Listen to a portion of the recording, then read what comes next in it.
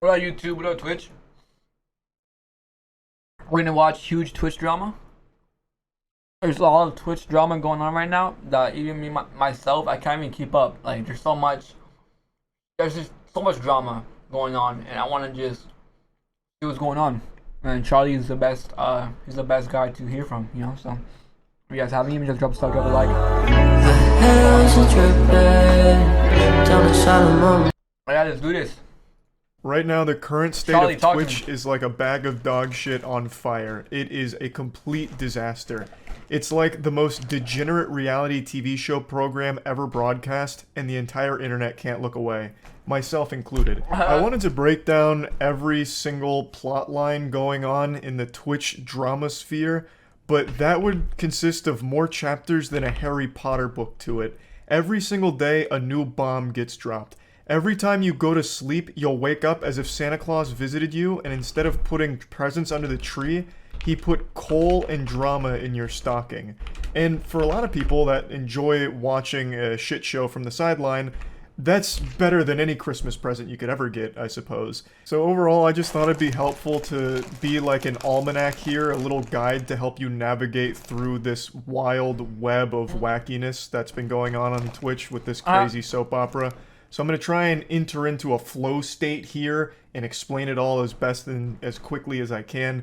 So I'm going to try and really tap into the avatar state here to drive home all of the important stuff happening there. So let's take it from the top. This story starts with an event called Shit Camp. It's the follow-up to an event that QTCinderella hosted last year where a lot of big streamers came together and did a lot of really fun IRL content together. And it was just a really memorable, really positive experience. So this year, QTCinderella was putting on the sequel, Shit Camp 2022. And unfortunately, before the event even began, it was plagued by a bit of controversy because the biggest streamer in the world, XQC, had already said he'd be attending, he'd be going to Shit Camp this year as well, but last second decided not to without informing QTCinderella beforehand. He didn't give like prior notice that he wasn't going to be going, so it caught her as well as a lot of people off guard. And I'm going to go ahead and give my take on this because this is kind of where blood started boiling a bit. This was like the first bit of drama to start this incredibly apocalyptic week off. I'm just going to play a clip from my stream where I briefly talk about it because I don't want to just plagiarize my own stream here, so I might as well just play the clip where I already talked about this. So it all started with Shit Camp. It all started with XQC not going to Shit Camp and not telling anyone that he wasn't going until it like happened. Which is very standard for XQC. Usually he'll say yes to anything he's invited to, but then not show up, but he doesn't tell anyone. Like for Creator Clash, iDubbbz didn't know he wasn't coming until the day that the event happened. He's not good at communicating. There's nothing wrong with not going. I just think he needs to be better at communicating. I don't think he does it maliciously. I really think he just doesn't think to do it. People like to try and spin it as like a malicious thing. I don't get that impression. I really just think he is so focused on stream and content that things like checking in with people, updating people, he doesn't even think to do. It never at any point comes across his mind. Now, this event on its own was a big controversy, but it wasn't a massive one. It was frustrating to QTCinderella and the, organizing. Chat, I really want to eat some food while I watch this. Give me 1 minute. I'm gonna make some soup.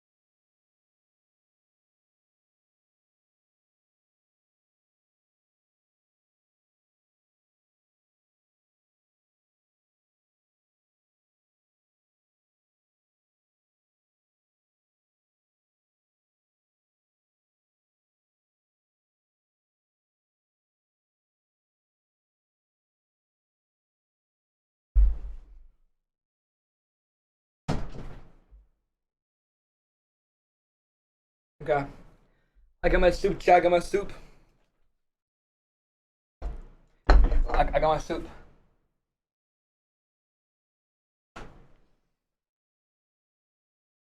I got my soup. I got my soup. Let's go. Drama time. In the shit camp.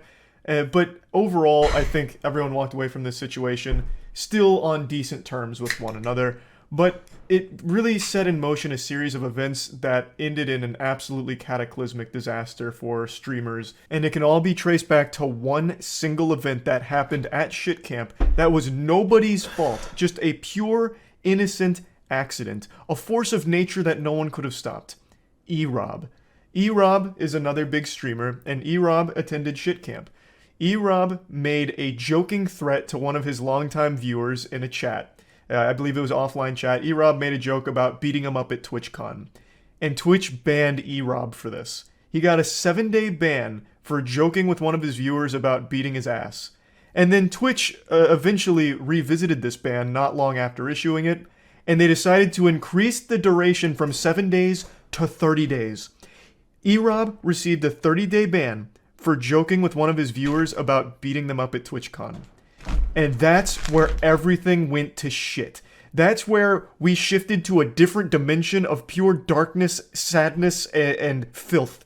You know, our entire timeline shifted from this one event. E-Rob's unjustified banning over nothing. E-Rob would have got a less harsh sentence if he got butt-fucked by that viewer on stream.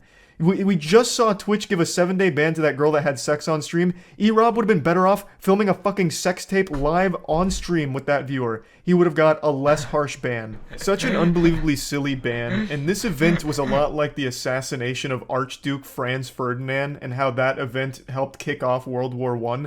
This was the catalyst for all of the shit that's been going on Twitch right now. So shortly after E-Rob's ban, there was a very public breakup between XQC and his longtime girlfriend, Adept. The two of them then went even more public with information around the breakup, even arguing in a Discord call while being streamed in front of an audience of 120,000 viewers, all waiting on bated breath for new, juicy, spicy drama. There was a lot of very private, personal stuff that was revealed, and it was a big deal for about 8 hours until the next bomb on Twitch dropped, which was Slicker and the scamming that came to light. I made a whole video about this because this is one of the biggest scams I've seen on a live streaming platform. I'll break it down to like the bare bullet points here. Slicker, very popular streamer for a time, was using his viewers as piggy banks. He would message a lot of his viewers and his mods with sob stories about like his bank being closed and how much he needs the money, and he was able to gather a lot of money from fans as well as friends. He reached out to pretty much all of his streamer friends and begged them for money and got money from them too, promising to pay them back, but only paying back very few of them. He spent it all gambling. He used roughly $300,000 of funds that he got from friends and fans and used it all gambling.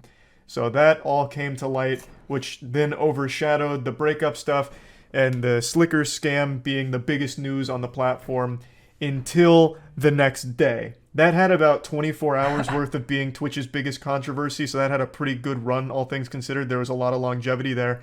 The next day, this whole gambling situation started to bubble over onto Twitter. Because this was such big news, everyone was then talking about gambling addiction. Like, look how bad slots are for you. Look at what this streamer did. And it all ties back to Twitch allowing gambling on their platform. So then it became a big movement on Twitter with, you know, the hashtag Twitch ban gambling. And a lot of people giving a lot of takes on, you know, the proper way of handling gambling on live streams. And this started a war. Because there's a lot of popular streamers that do gambling. So then a lot of those streamers were feuding with streamers that were vocal against gambling, and they were clashing on Twitter all night. And then about 6 hours after that, we had another fucking massive bombshell drop with a different piece of drama outside of like the normal streamer category. This is chess. I made a whole video about the chess cheating scandal that's going on right now with the anal bead cheating hypothesis. This had a new development. To break that down, a chess grandmaster named Hans Niemann beat Magnus Carlsen, the #1 chess player in the world, in a shocking upset. and Magnus Carlsen withdrew from the tournament that he lost to Hans in and insinuated Hans may have cheated. So then speculation ran wild, and eventually people started to wonder, did Hans Niemann cheat by using a chess bot programmed into a pair of anal beads or a butt plug? So that's been like the big chess drama there. And 12 hours ago, 6 hours from the gambling fighting on Twitter, Hans Niemann and Magnus Carlsen faced each other in their first chess match since the controversy. And they were playing online chess. Magnus Carlsen resigned after 2 moves. Magnus Carlsen rage quit his match against Hans Niemann right away, thus continuing this soft insinuation that he believes Hans Niemann is a cheater. So that spiraled chess into an even bigger pit of controversy, because that is a big deal. That is very unprofessional. That affects the entire tournament, not just Hans, with him resigning like that. It's a very bad look. So the entire chess community was outraged with Magnus for this action, because it's childish. It really is.